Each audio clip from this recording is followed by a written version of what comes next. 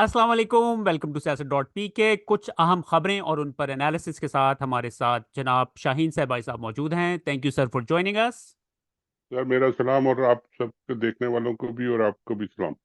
Sir सबसे पहले आपकी एक ट्वीट से स्टार्ट कर लेते हैं। आप कहते हैं आप चीफ जस्टिस काजी फाइज ईसा की मुद्दत मुलाजमत में तौसीक की खबरों के हवाले से कि खुदा ना खास्ता ये भयानक ख्वाब इसी तरह चलता रहेगा। काजी के बाद आसिम मुनीर को भी एक्सटेंशन दे दी जाएगी। अवाम तो तैयार हैं लेकिन लीडर नहीं।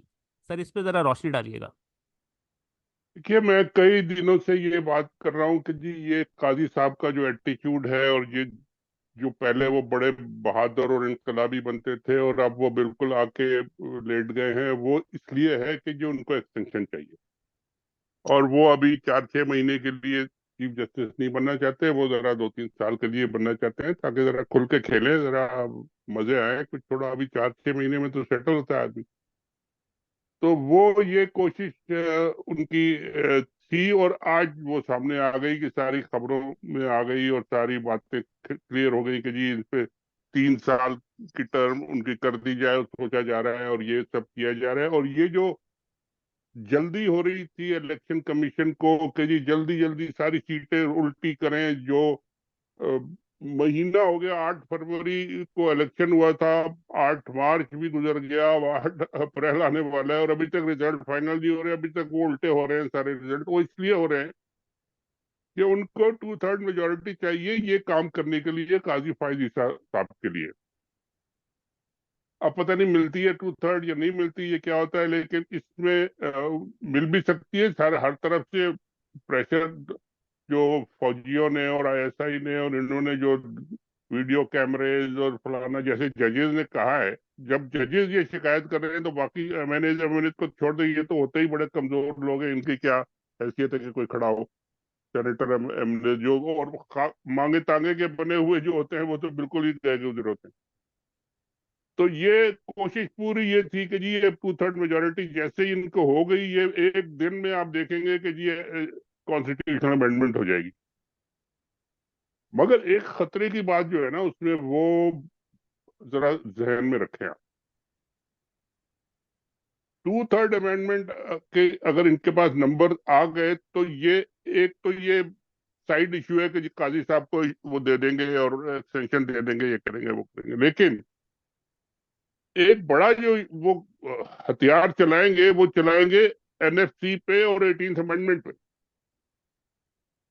अगर 2/3 इनके पास आ गई तो ये पहला काम करेंगे कि ये 18th अमेंडमेंट को कैंसिल करो या विड्रॉ करो या उसको डाइल्यूट करो, और एनएफसी अवार्ड जो है उसकी टर्म्स दोबारा सेट करो। ये जो जरदारी को और इनको और हर सूबों को जो 50% से ज्यादा, 57 कितने परसेंट चला जाता है आपका रेवेन्यू, ये कम करो।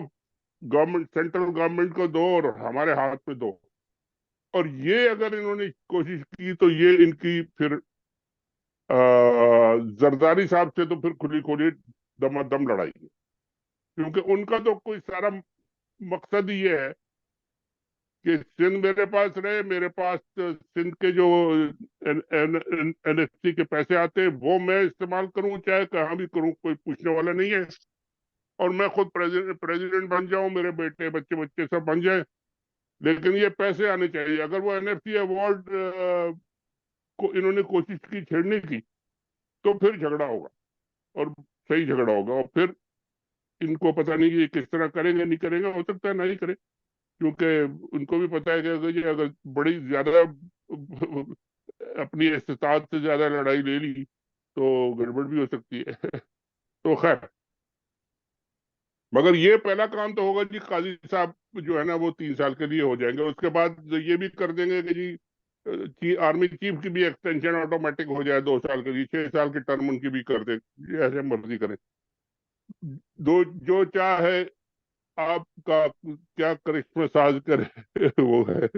तो तो सर ये ये लंबे ही बैठने के इरादे हैं इनके, इसका मतलब है। इनके इरादे तो लंबे बैठने के, लेकिन जो पॉलिटिशियंस है, खासकर पीटीआई जिसने मेजोरिटी जीती है, जिनके लोग जीत के बैठे हुए हैं, जिनको जबरदस्ती हराया गया, लोग उनके साथ हैं, उनकी लीडरशिप पे मुझे शिकायत है कि जी वो कुछ ज्यादा वो अपनी लीडरशिप नहीं दिखा रहे। हम्म। इमरान खान साहब तो जेल में बंद है, हम्म। लेकिन अब ये भी झगड़े चल रहे हैं कि जी इमरान खान साहब को पता नहीं क्या खबरें दी जा रही हैं कि जो वो बाहर इंस्ट्रक्शन देते हैं वो बाहर किस तरीके से आती हैं, कौन उनको डाइल्यूट कर देता है, वो किसी का नाम देते हैं सेनेटरशिप का, वो कोई और नाम आ जाता है। इस तरह की खबरें जो चल रही है ना आपस में, तो ये बड़ी खतरनाक बात है। और ये इन लोगों को सोचना पड़ेगा कि सर, जी इस अगर इस हवाले से अगर मैं कुछ ऐड करना चाहूँ, मैं जी जी एक पीटीआई के लीडर से बात कर रहा था जो कि इस वक्त अभी भी छुपे हुए हैं, जिनको बाहर निकलने की इजाज़त नहीं है, ना उनको ट्वीट करने की इजाज़त है। तो मैंने उनसे पूछा, मैंने कि ये क्या सीन है, यानी कि कुछ लोग बाहर आ चुके हैं, कुछ नहीं आए हैं। तो वो कहता है, और ये बड़ा ही ये टॉप टियर की लीडरशिप की बात कर रहा हूँ मैं। उसने मुझे आगे से पता है क्या कहा है। वो कहता है कि मैंने एक दफ़ा ट्वीट कर दी थी तो मुझे उनकी कॉल आ गई थी उसी तरफ। उसने कहा कि ठीक है, अगर आप ट्वीट करना चाहते हैं, आप एक्टिवेट होना चाहते हैं, सॉरी आपने जी माइक ऑन, अगर आप जी। ट्वीट करना चाहते हैं, आप एक्टिवेट होना चाहते हैं, तो आप आके हमारे ऑफिस में मिलें। अच्छा। उसने इनकार कर दिया। उसने कहा कि नहीं, मैं इस तरीके से नहीं, मैं इससे बेहतर है कि मैं खामोश रहूं। तो ये सर्टेनली कुछ ना कुछ, आपकी बात बिल्कुल दुरुस्त है, और ये लग भी कुछ ऐसा ही रहा है। क्योंकि आप देखें कि इनके पास सारा मैंडेट, इनके पास है, सब कुछ इनके पास है, और छह जो वो इतने अपनी जान हथेली पर रख के वो जो छह जजेस हैं, उन्होंने या लेटर लिख दिया, सब कुछ कर दिया। इनसे जिस दिन इन्होंने ये लेटर लिख के दिया है, मंजरे आम पर आया है, इन्हें चाहिए था फौरन प्रेस कॉन्फ्रेंस करें, शोर मच जाना चाहिए था पूरे मुल्क के अंदर। लेकिन ये बिल्कुल। बिल्कुल खामोश थे। तो उसके बाद सोशल मीडिया के ऊपर भी बहुत ज्यादा क्रिटिसिज्म था इनके खिलाफ। तो अब इन्होंने कल से फिर एहतजाज की कॉल दी कि कल से हम रोजाना की बुनियाद के ऊपर, गौहर साहब ने कहा है कि अब एहतजाज करेंगे। तो लेट्स सी कि क्या होता है, क्योंकि अब ऑब्वियसली कंफ्यूजन तो डेफिनेटली बहुत ज्यादा है। Sorry, go on sir. देखिए, एक बात तो बड़ी क्लियर शुरू से हो रही है कि जी जो इनका जो लॉयर्स विंग है जो पीटीआई का, जिसमें हामिद खान साहब, पाकिस्तान बार काउंसिल के जो हामिद खान साहब है, वो पहले दिन से ये लोग कह रहे हैं, और जो खासकर कोर्ट को और वकीलों को रिपोर्ट करते हैं, वीलॉग भी करते हैं, रिपोर्टिंग भी करते हैं, वो ये कह रहे हैं कि जी हामिद खान साहब और काजी फाइज सब दोस्त हैं, वो उनके खिलाफ कभी नहीं जाएंगे, और वो बहुत डिले करेंगे और बहुत उनको वो रेजिस्ट करेंगे। कोई पीटीआई उनके खिलाफ, वो चाहे इस्लामाबाद हाई कोर्ट के चीफ जस्टिस को बस में फेंक दें या जहां भी फेंक दें बस के नीचे, काजी फाइज ईसा साहब को बचाने की कोशिश करेंगे। और यही हुआ है कि पहले जो उन्होंने हंगामी इजलास बुलाया वो 10 दिन बाद बुलाया। तो अब इसका आप मतलब समझ लेंगे जी वो उसका मतलब क्या था। फिर वो बाद में आए दोबारा, फिर आए और फिर आए। अब उन्होंने कहा कि जी रोज करेंगे, प्रेशर उनके ऊपर भी तो है, क्योंकि ज़ाहिर सेनेटर भी बन गए, ये भी बन गए, सब कुछ हो गया। तो इस तरह तो देखिए, ये लोग जो है पुराने, जो जितने भी लोग हैं जो पीटीआई में अब आ गए हैं, ज़ाहिर है अब इमरान खान को भी इन लोगों की हिमायत ये लेनी पड़ती है कहीं ना कहीं। हामिद खान साहब से पहले पहले वो साथ थे, फिर झगड़ा हुआ, फिर अलग हो गए, फिर साथ है, फिर झगड़ा हुआ, फिर अलग हो गए, पता नहीं क्या क्या उनकी तारीख जो है ना बड़ी ऊपर नीचे है पीटीआई के साथ। हम्म। अब इस मौके पे जब एतजाज एहसन साहब इतने अग्रेसिव हैं कि मैं अभी चलने को तैयार हूँ पूरी लॉयर मूवमेंट शुरू करने के लिए, और हामिद खान साहब जिनको होना चाहिए था आगे, वो बैठे हैं ना, तो उनको कुछ फिक्र ही नहीं हो रही। हम्म।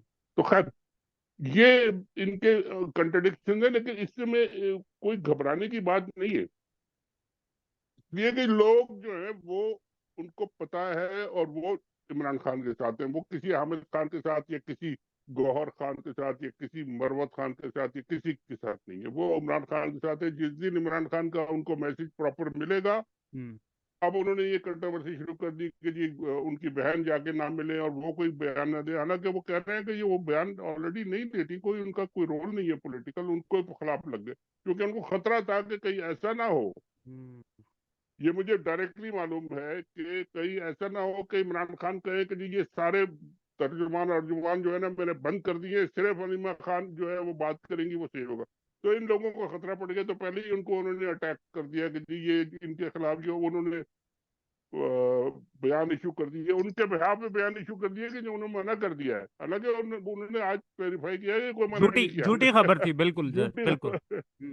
तो ये इस तरह की जो गेम्स पीटीआई के अंदर चल रही है ये बड़ी, लेकिन इसके साथ में एक और बात कह दूं, ये खाली पीटीआई का मसला नहीं है सर, इसमें बाकी सारी पार्टी जो है, अब ये जो शरीफ खानदान है ये तो सोल्ड आउट हो गया ना जी, अब ये तो फौजियों के साथ रहेंगे, नवाज शरीफ साहब जाके अपनी जो भी उन्होंने बेचना है, अपना जो भी मंजन बेचना है, वो अब उनका मंजन तो यहाँ नहीं है, वो तो अब लेट गए, इनके साथ मिल गए। उनकी बेटी जो है वो वजीर आला बन गई है, वो नए हेलीकॉप्टर खरीद रही है, वो जहाज खरीद रही है, वो पता नहीं पूरा नया सिक्योरिटी क्या क्या। कैमरेज लग रहे हैं, 12-12 करोड़ के एक ऑफिस में सिक्योरिटी कैमरे, और 3-3 जगहों के ऊपर उन्होंने ऑफिसेस खोले हुए हैं। बस ये सूरत हाल चल रही है उधर तो। तो वो तो जाहिर है उनका एक एक जूता 10-10 लाख का होता है, तो वो अब नए जूते भी क्योंकि सरकारी जो है, तो नए जूते भी सरकारी खर्चे आएंगे, तो हम्म। बिल्कुल ठीक है। तो खैर उनको तो छोड़ दें, अब वो हम्म। किसी डजेंट मैटर। सर, लीडरशिप लेकिन के हवाले से कंफ्यूजन डेफिनेटली बहुत ज्यादा है। आपकी बात ये बिल्कुल दुरुस्त है कि लोग इमरान खान साहब के ऊपर ही बिलीव करते हैं, लेकिन जिस तरीके से अब यानी कि शेर अफजल मरवत और बाकी जो दूसरा ग्रुप है ना, उनकी आपस में ऐसे लड़ाई हो रही होती है रोजाना, बल्कि वो तो सोशल मीडिया वालों के साथ भी लड़ पड़े कि ये कौन होते हैं मुझे क्रिटिसाइज करने वाले। उनकी तो बहुत ही अजीबोगरीब किस्म की पर्सनैलिटी निखर के सामने आ रही है। वो उन्होंने हामिद खान ने उनके खिलाफ अटैक कर दिया, उन्होंने हामिद खान को भी जवाब, उन्होंने कहा जी मैं इनकी बात नहीं मानता, उन्होंने कहा मैं भी इनकी बात नहीं मानता, चलो जी ये यहाँ तक हो ये रहा नूरा कुश्ती है। तो नहीं हो रही हमें कंफ्यूज करने के लिए सर, लोगों को कंफ्यूज करने के लिए? देखिए हर एक का मकसद जो है ना वो तो हमारे सामने है। अब मरवत साहब का मकसद जो है वो ये है कि जी हम रेजिस्ट करें, एग्रेशन हो, लोगों को निकाले। हामिद खान साहब का मकसद है कि जी मैं चीफ जस्टिस को बचाऊं। अब जाहिर है जब दोनों का मकसद अलग अलग होगा तो झगड़ा तो होगा कहीं किसी न किसी स्टेज पे, और ये हो रहा है, अभी स्टेज पे हो रहा है। हो सकता है ये इसको कंट्रोल कर ले, हो सकता है ये आगे ना बढ़े, लेकिन ये कि आगे बढ़ेगा तो नुकसान किसका होगा? हामिद खान को या तो निकाल देंगे पीटीआई से, या उनको कह देंगे कि जी हम नहीं मानते, या वकील खुद खड़े हो जाएंगे, यही होता है ना। हम्म। मगर असली बात यह है कि जी लोग इमरान खान के साथ हैं और वो उनके साथ रहेंगे, और एक स्टेज ये आएगा, आप मेरी बात नोट कर ले कि जी इमरान खान इन सब से तंग आके कहेगा कि जी मैं अपना एक स्पोक्स पर्सन, जब तक मैं नहीं आता मैं एक अपने कॉन्फिडेंट के आदमी को या औरत को बना रहा हूँ, और ये बस रहेगा। और वो हो सकता है रीमा खान भी हो सकता है कोई और भी हो। हम्म। तो ये क्लैरिटी होनी चाहिए। लेकिन अब इन गवर्नमेंट का और फौज का और इन सब का तो सामने आ गया कि जी ये हमने तो इनको एक्सटेंशन देना है, आर्मी चीफ को भी ये एक्सटेंशन देना है, और अल्लाह अल्लाह खैर चला, आप जो करना चाहते हैं कर ले। तो अब लड़ाई तो शुरू है, और जजेस का बेचारों का उन्होंने कमीशन बना के उनको अब उनको कटहरे में खड़ा कर दिया लाके, हालांकि वो शिकायत कर रहे हैं। हम्म। तो आप क्या कहते हैं सर उस हवाले से, ये जो रिटायर्ड जज को इन्होंने बनाने का फैसला किया है, और वो उसके ऊपर तो और ऑलरेडी बड़ा मैसिव प्रोपेगेंडा स्टार्ट भी हो गया है उनके खिलाफ कि जी ये इनको प्रूव करना पड़ेगा नॉन वरना जेलों में नॉन डालेंगे इनको। स्टार्टर है जी, नॉन स्टार्टर है। आप एक एक्टिव जज को पूरी की पूरी इस्लामाबाद हाई कोर्ट को बुला के और उनको इन्वेस्टिगेट करेंगे एक रिटायर्ड जज से, और वो भी ऐसे कि जी बिल्कुल होम्योपैथिक टाइप के, तो नहीं हो सकता। हम्म। ये कोई मानेगा नहीं, वो जज जाएगा ही नहीं, कहेगा जी हमें इनकी सरबराही में कमीशन एक्सेप्ट है, आप जो है जो कमीशन देना है आपने देना है दे दें। और सर वो ज़ाहिर है मामला फिर लटकता रहेगा। तसद्दुक मलिक साहब है इनका नाम है। जी आप क्या जिलान कहते हैं, आप इनकी जरा थोड़ी सी जी हिस्ट्री बता वो दें के बारे में। ठीक है, वो बड़े अच्छे, बड़े ठीक जज थे, प्रॉपर जज थे, लेकिन वो होम्योपैथिक दवाई होती है ना, वो थे बिल्कुल ना, कोई किसी को नुकसान होगा ना किसी से कोई लड़ाई होगी ना कोई झगड़ा होगा, बस उन्होंने अपनी बात सुन के तो कहना जी ये पुड़िया खा लो, बस मेरा काम खत्म हो गया। तो वो कोई नहीं चलने वाला, आजकल के जमाने में वो नहीं चलता। यानी कि सुलह सफाई के लिए आ रहे हैं वो।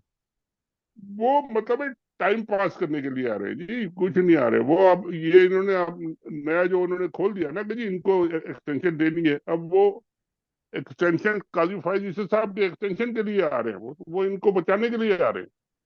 तो वो सर, काजी काजी फायज ईसा साहब की क्या मोटिवेशन है? यानी कि उनका तो बिल्कुल अपना कैरियर तबाह कर रहे हैं, अपनी रेपुटेशन तबाह कर रहे हैं, यानी कि जिस तरह के वो जाने फैसले दे रहे हैं जाने और जो चीजें कर रहे हैं वो यानी कि उनकी कुछ ना कुछ तो मोटिवेशन होगी ना, कि वो क्या पाकिस्तान की बेहतरी के लिए कर रहे हैं, या कि फिर समझ नहीं आ रही यार उनकी। एक्सटेंशन के लिए कर रहे हैं सर, वो तो अब बात खुल के आ गई ना सामने। हम्म। अब तो वो, अगर उनको 3 साल की वो मिल गई कि जी 3 साल का टेन्योर होगा, तो वो तो अभी लगे हुए हैं, उनको 6 महीने हुए, तो हम्म। वो भी 2.5 साल उनका बाकी है, तो वो तो 2.5 साल मजे करने के लिए आ रहे हैं। वो कोई मोटिवेशन सबसे बड़ा तो ये है। उसके बाद जो भी हो, उसके बाद भी कोई मोटिवेशन नहीं है उनके। अभी तक उनकी रसीदें तो आई नहीं है। जो लंदन के फ्लैट लिए थे, उनकी बेगम साहबा खड़ी होगी थी आके, और मैंने सुना है कि ऑफिशियल मीटिंग में भी बेगम साहबा बैठी होती है। चले वो पता नहीं किस हैसियत में होती है, 12 है। शायद इसी आगे इसी चल बात का गुस्सा है कि उनसे रसीदें किसकी जरूरत हुई कि मेरे से रसीदें मांगे। क्यों ना मांगे जी, नवाज शरीफ से मांग सकते हैं, सबसे मांग सकते हैं। शहबाज शरीफ को वो सर सबको जे, छोड़ें, इमरान खान से उसके वो जो उसने फ्लैट लिया था उसकी, उसने जी, बेचारे ने वो वो 40 साल पहले की रसीदें निकाल पुरानी के की लेके आके रसीद दी। निकाल यही तो इनको मुसीबत है ना, कि उससे मांगी तो वो तो 40 साल पुरानी रसीदें ला के दे गया। अब ये कहते हैं अब रसीदें मत मांगो। अब नहीं मांगो तो फिर चोरी अलाउ कर दी इन्होंने। फिर जब ये काजी साहब का केस चल रहा था, तो आपको याद होगा जब इनका केस खत्म हुआ, तो ये लॉ पास हो गया कि जी इनके जजों के बेगम और बच्चों के नाम पे जो जो जायदादें होंगी, उसका कोई रिकॉर्ड नहीं पूछेगा। तब ये खत्म हुआ केस। तो अब अंदाजा लगा लें कि जी आपने कानून ही बदल दिया अपने लिए। अब आप आके बैठ गए। अब आप 10 महल बनाने जहां भी चाहे, अब बेगम के नाम पे, अब जिसके भी नाम पे, कोई नहीं पूछने वाला आपको, क्योंकि आपको ये कानून आपने बना दिया है। तो ये तो अब लंबी इनकी जो जो गोल थे ना, वो सामने आते जा रहे हैं। और अब इसका मेरा ख्याल है कि पीटीआई को और अपोजिशन को, बाकी जितने अचकजई साहब और ये फलाने और फजलुर रहमान और जमात इस्लामी, इन सबको इकट्ठा होकर एक पूरा एक प्लेटफॉर्म पे ये पूरी मूवमेंट बनानी पड़ेगी, लॉयर्स और जर्नलिस्ट और सारे मिलके, कि जी ये नहीं होने देना, वरना ये हो गया तो फिर सभी बराबर हो जाएंगे, फिर तो कोई रहेगा नहीं लड़ने वाला। सर ये यानी कि इसके पीछे जो, मैं फिर आपसे मैं पहले भी पूछ सकूं, लेकिन मैं समझ नहीं आती कि इसके पीछे सोच क्या है। यानी कि इस तरीके से डंडे से, जोर जबरदस्ती से ये अपनी हुकूमत 3 4 साल कहते हैं कि हम निकाल लेंगे, फिर क्या होगा? फिर लोग क्या टेम टेम हो जाएंगे, लोग इनके साथ मिल जाएंगे? क्या इनकी सोच है? सर इनके सामने एक्सपीरियंस है, और तो जो मिसालें मौजूद हैं वो जियाउल हक की है, अयूब खान की है, जनरल मुशर्रफ की है। 10 10 साल तो आराम से वो निकाल गए, भले बाद में ख्वार होके गए, ये जैसे भी गए। लेकिन ये कम से कम इनको 10 साल तो चाहिए ना। अभी तो ये अब चीफ आर्मी स्टाफ बने हैं, अभी तो इन्होंने ये काम शुरू किया है, तो कम से कम 2 4 10 साल, 8 साल, 5 साल तो इनको ख्वाहिश है ना कि जी मैं करूँ। और उन्होंने जो बनाया है, वो जो इन्होंने प्लान बनाया है, वो SIFC, वो जो एक एक वो जो बनाई गई है कमेटी, जो हर चीज में वो घुस गई है, इकोनॉमी में भी और एग्रीकल्चर में भी और मिनरल में भी और फलाने में भी फलाने में भी, वो हर चीज में घुस गए। उसके अभी बड़े बड़े अजायम है। $25 अरब का तो उन्होंने रिकॉर्डिंग खाली बेचना है सर। हम्म। और उसमें से 10% या 20% में मिले तो 5 10 अरब तो वो सीधे सीधे पड़े हुए हैं उनके जेबों में सर। हम्म। तो ये आप कह रहे हैं क्या उनका मोटिवेशन है? मोटिवेशन यही है सारे। हम्म।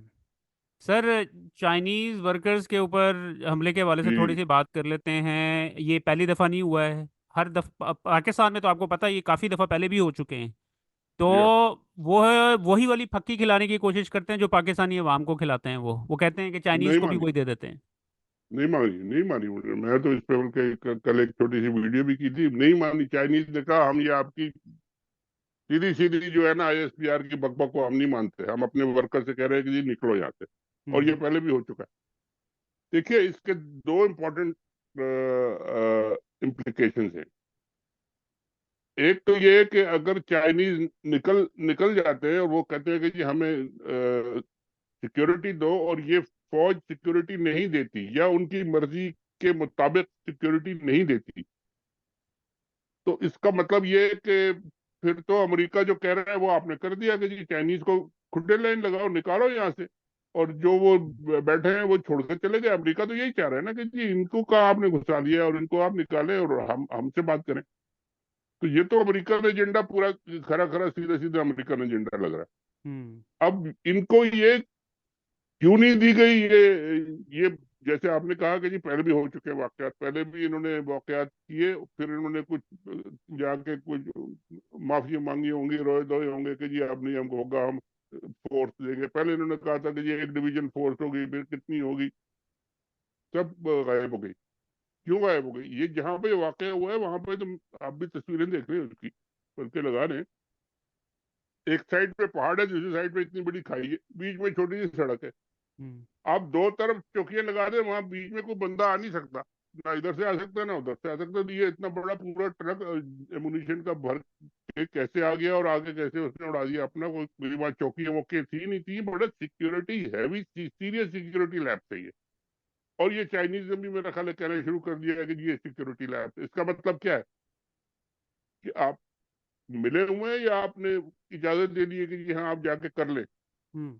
ये काम करने, ताकि चाइनीज खुद छोड़ के भाग जाए तो अमेरिका एजेंडा हो जाके जी हमने तो देखे जी हम तो क्या करें, वो तो दहशत गर्दी थी। हम्म। ये मतलब है कि इसके इम्प्लीकेशन बहुत सीरियस होंगे अगर चाइनीज को इन्होंने राजी ना किया जल्दी। और राजी कैसे करेंगे? उनको पूरी फुल सिक्योरिटी देनी पड़ेगी, और वो सिक्योरिटी देने के लिए पूरी फौज अपनी लगानी पड़ेगी वहां पे।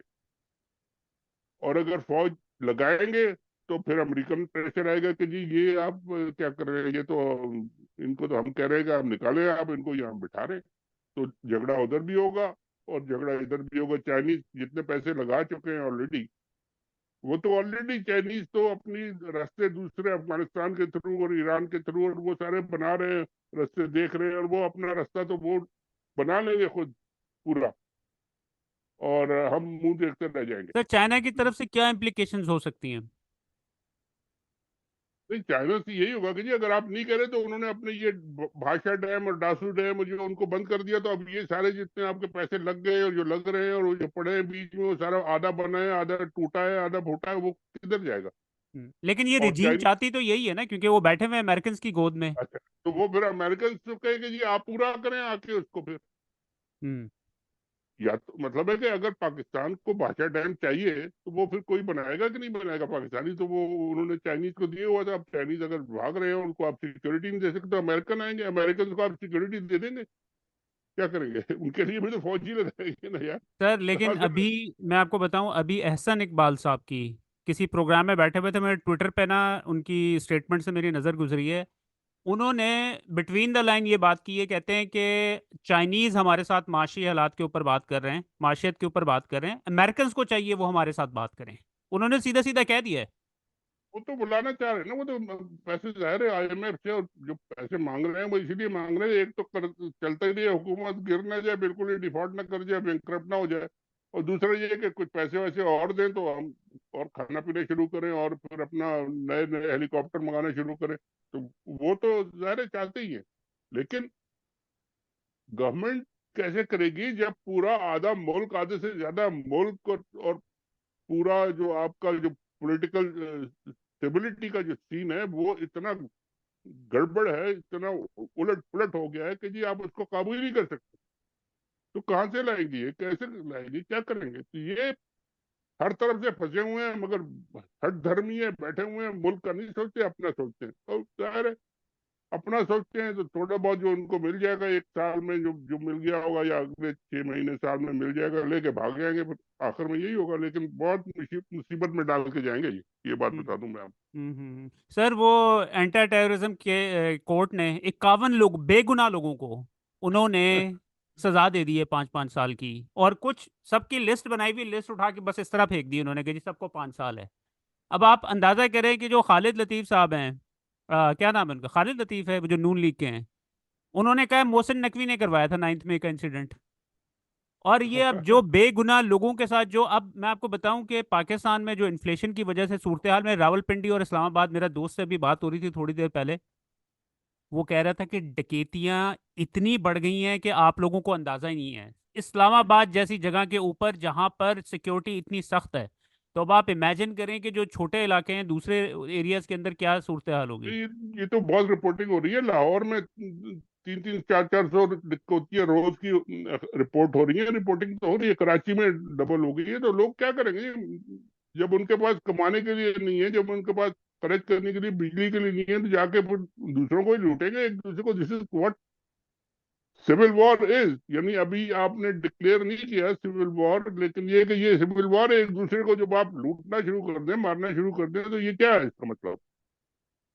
तो ये अभी और बढ़ेगा और बढ़ेगा, क्योंकि और कहाँ से आप ला के देंगे? और अब बिजली के बढ़ाए जाए, गैस के बढ़ाए जाए, $1 बिलियन आ जाए आईएमएफ से ताकि हमारे काम चल पड़े, लोग जाए भाड़ में, एक दूसरे को गले काटने लूटे, कोई फर्क नहीं।